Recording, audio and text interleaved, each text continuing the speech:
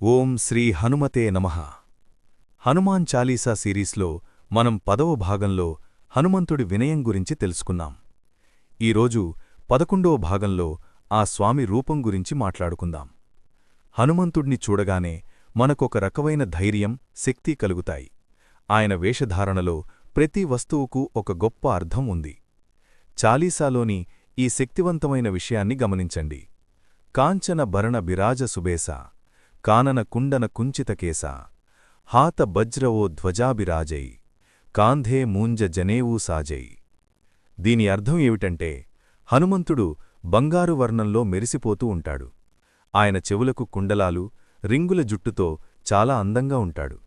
ఆయన చేతిలో వజ్రాయుధం వంటి గద, భగవాన్ ధ్వజం, జెండా ఉంటాయి. భుజం మీద ముంజిగడ్డితో చేసిన జంధ్యం ఉంటుంది. సర్, ఇక్కడొక రహస్యం ఉంది. హనుమంతుడు కేవలం కోతిరూపం కాదు, ఆయన శివ అంశ. ఆయన చెవులకున్న కుండలాలు జ్ఞానానికి చిహ్నం. జుట్టు రింగులుగా ఉండటమంటే ఆయన ఆలోచనలు ఎంతటి క్లిష్టమైన సమస్యలనైనా ఇట్టే పరిష్కరిస్తాయని అర్థం. ఆయన చేతిలోని గద అహంకారాన్ని అణిచివేయడానికి, జెండా ధర్మాన్ని నిలబెట్టడానికి సంకేతాలు. మనం చాలీసా చదివినప్పుడు ఈ రూపం మన మనసులో మెదిలితే మనలోని భయం పోయి ఆత్మవిశ్వాసం పెరుగుతుంది. సర్, హనుమంతుడి రూపం గురించి వింటుంటేనే ఎంత ధైర్యంగా ఉందో కదా. ఈ అమూల్యమైన సమాచారాన్ని మీకందిస్తున్నందుకు మాకు చాలా సంతోషంగా ఉంది. మీరు కూడా ఆ స్వామికి భక్తులైతే ఇప్పుడే ఈ వీడియోను లైక్ చేయండి. మన ఛానల్ని మొదటిసారి చూస్తుంటే సబ్స్క్రైబ్ చేసుకోవడం మర్చిపోకండి. హనుమంతుడి శరీరం మీద సింధూరం ఎందుకుంటుందో మీకు తెలుసా? శ్రీరాముడి మీద ఉన్న అనంతమైన ప్రేమతో ఆయన వళ్లంతా సింధూరాన్ని పూసుకున్నారు.